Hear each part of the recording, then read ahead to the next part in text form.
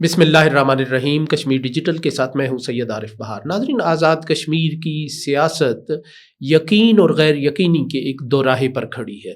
اگر یقین کی بات کریں تو انتخابات جو آئین کے تحت ہیں ان کے ہونے میں محض چند ماہ کا عرصہ باقی ہے اور وہ انتخابات سموتھلی منعقد ہونا ہے، لیکن غیر یقینی اس لحاظ سے ہے کہ بہت سے ایسے معاملات ہیں کہ جو ان انتخابات کے انعقاد کو وقت پر انعقاد کو مشکوک بنا رہے ہیں۔ آزاد کشمیر کی سیاسی جماعتیں بظاہر تو انتخابی مہمات شروع کیے ہوئے ہیں، لیکن اس کے باوجود آزاد کشمیر کے عوام ایک گوں کی سی کیفیت کا شکار ہیں۔ ہر آدمی دوسرے سے یہ سوال پوچھ رہا ہے کہ کیا آزاد کشمیر میں انتخابات وقت پر ہوں گے، لیکن کسی بھی فرد کے پاس اس کا واضح اور دو ٹوک جواب نہیں ہے۔ آزاد کشمیر کے سیاسی منظر نامے پہ گفتگو کرنے کے لیے آج ہمارے ساتھ سینئر سیاسی شخصیت موجود ہے، زمانہ طالب علمی سے ہی جنہوں نے ایک سیاسی گھرانے میں بھی جنم لیا اور زمانہ طالب علمی میں بھی وہ طلبہ سیاست کے ایک سرخیل رہے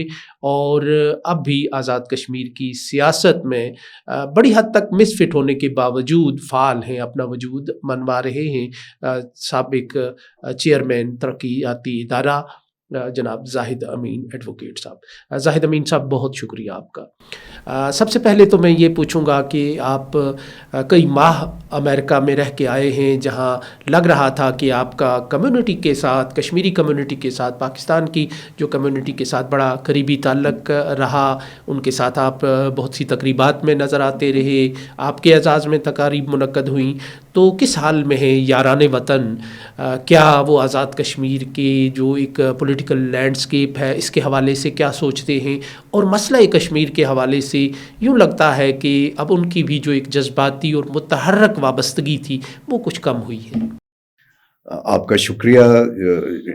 یقیناً جو بھی لوگ وطن سے باہر ہیں اور محنت مزدوری کر رہے ہیں، کاروبار کر رہے ہیں، لیکن ساتھ ساتھ ان کے دل و دماغ جو ہے وہ وطن کے ساتھ جڑے ہوئے ہیں، اور جو آپ کی ریاست جموں کشمیر سے جو لوگ ہیں وہ تو مضطرب ہے، متفکر ہے، فکر مند ہے۔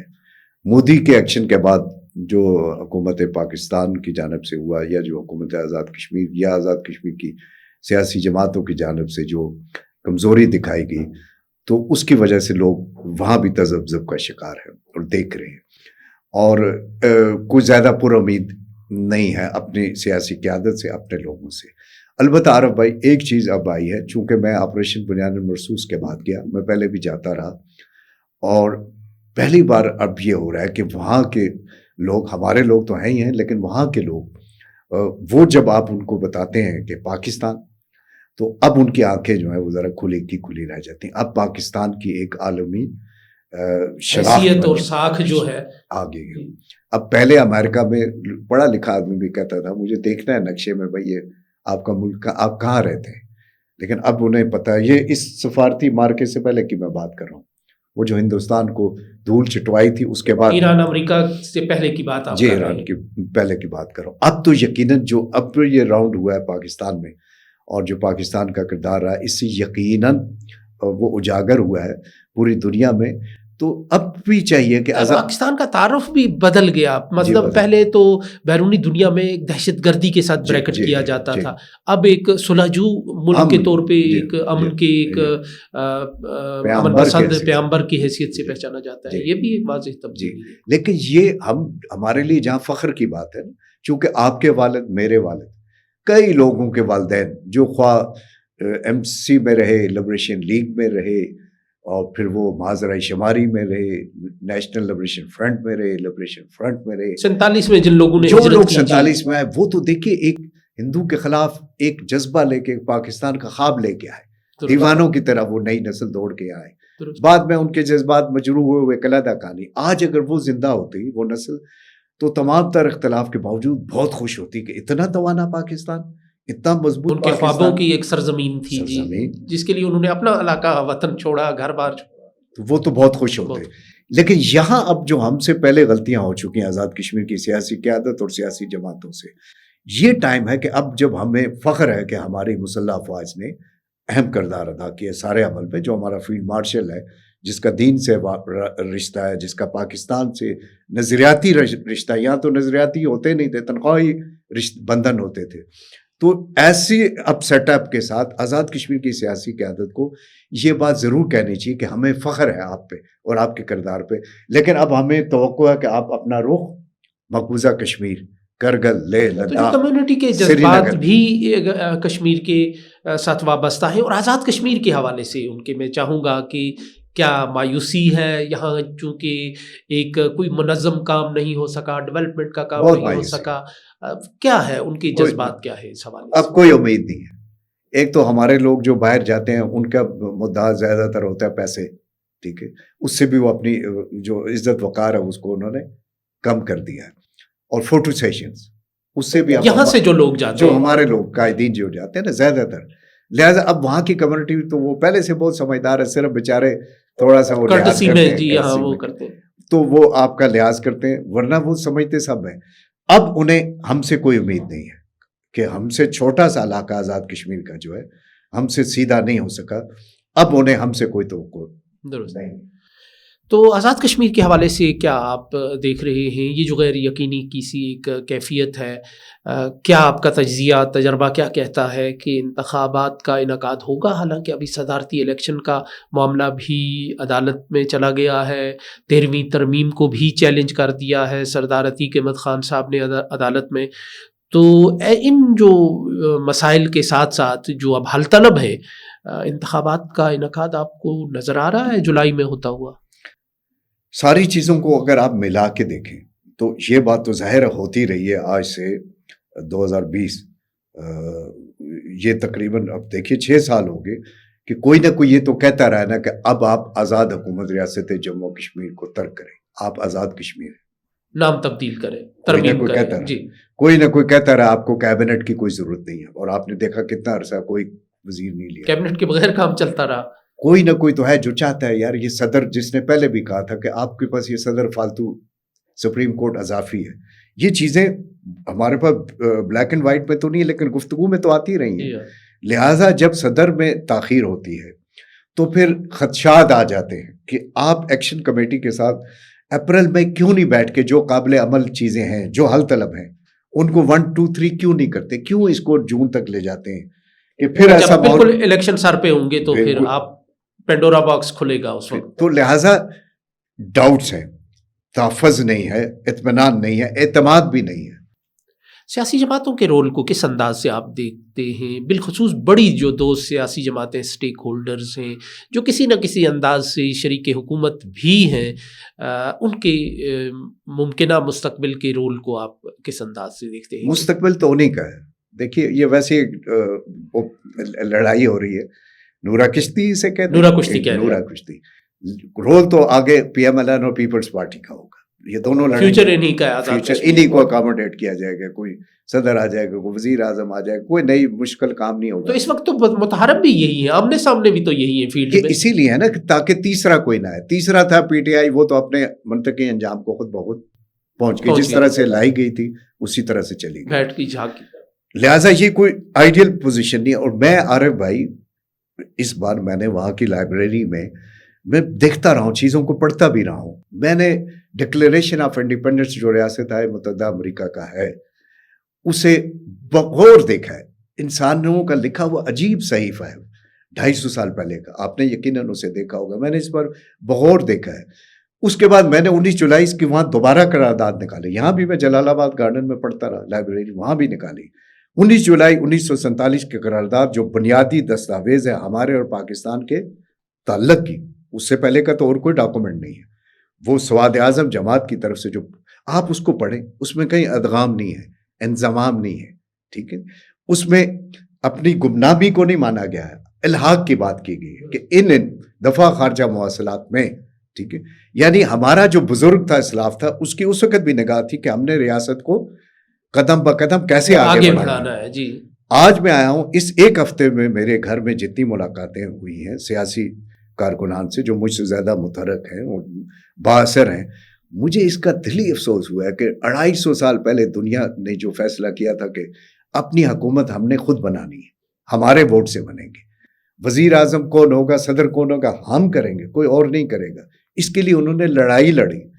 پھر اسی کے لیے ہماری قرارداد الحاق بھی آئی 19 جولائی. اسی کے لیے پھر آزاد کشمیر ایک حکومت بھی بنی.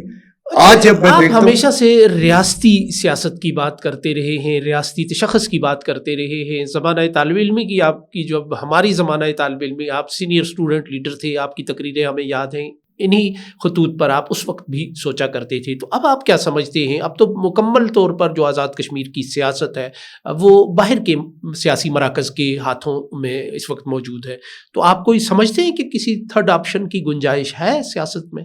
لیکن اب یہ جگہ، یہ تینوں جماعتیں جو ہیں، بڑی جماعتیں جو ہیں، پی ایم ایل این ہے، پیپلز پارٹی ہے، پی ٹی آئی ہے، یہ تین بڑے بڑی جماعتیں یہی ہیں.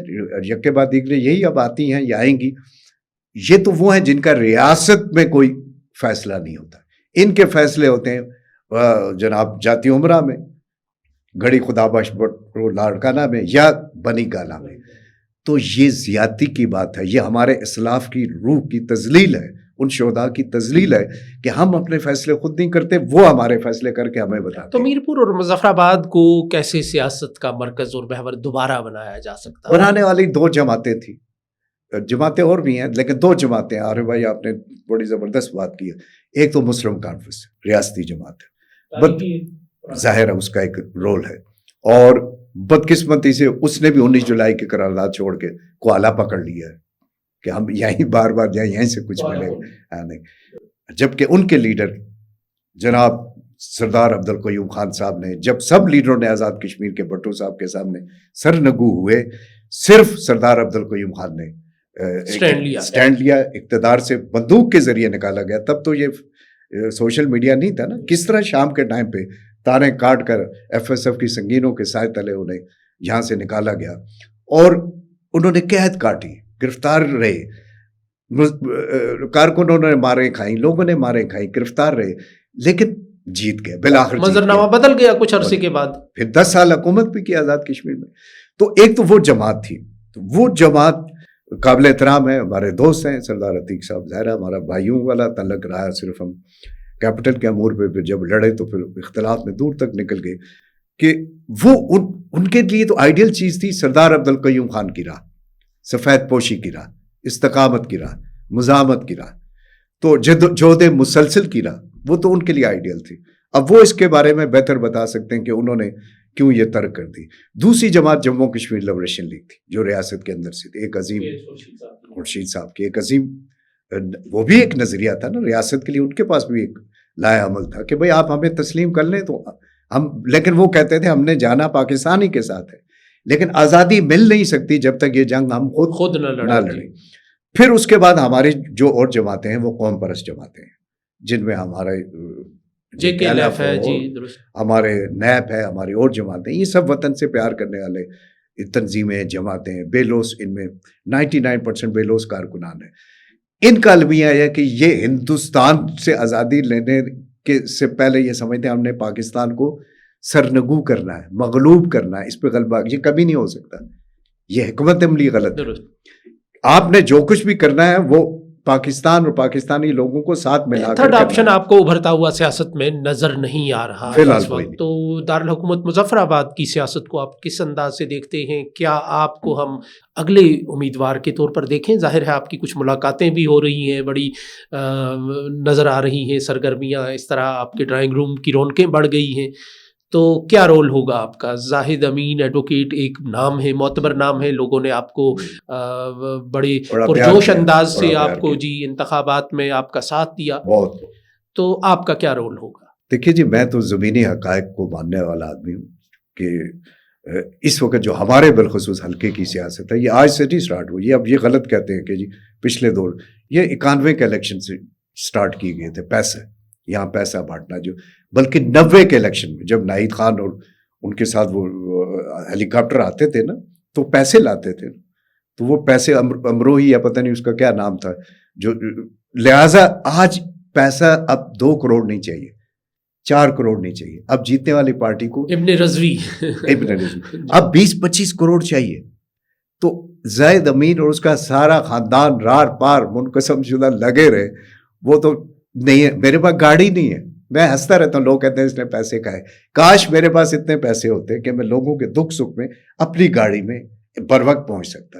لہٰذا مجھے اس پہ کوئی شکوہ بھی نہیں ہے، کیونکہ آسان تکرہوا شیئا، پسند کیا یہ راستہ. آسان تکرہوا شیئا وہو خیر لکم. اللہ پاک فرماتے ہیں کہ آپ اپنے لیے ایک چیز کو ناپسند کرتے ہیں، اسی میں آپ کے لیے اچھائی ہو. غصہ کبھی آتا ہے کہ گاڑی نہیں، فلاں نہیں، لیکن شاید اسی میں رب ذوالجلال کو ہماری زیادہ بہتری مقصود ہے. ہم تو اس انتخاب میں الیکشن کے ذریعے، اس الیکشن کے ذریعے جو 2026 میں ہو رہا ہے، ہاں کبھی پیسوں کے بغیر والا الیکشن ہو، کوئی ایسی حکومتیں آئے، اس میں آپ ہمیں امیدوار کے طور پر دکھائی نہیں نہیں دیں گے. بہت بہت شکریہ زاہد امین صاحب. ناظرین، آزاد کشمیر کی سینئر سیاسی شخصیت زاہد امین صاحب ہمارے ساتھ موجود تھے، جنہوں نے بیرون ملک بسنے والے کشمیریوں کا کچھ احوال بھی ہمیں سنایا، اور اس کے ساتھ ساتھ آزاد کشمیر کا موجودہ جو سیاسی منظرنامہ ہے اس پر بھی بڑی سیر حاصل گفتگو کی. اس کے ساتھ ہی اجازت دیجیے. اللہ نگہبان.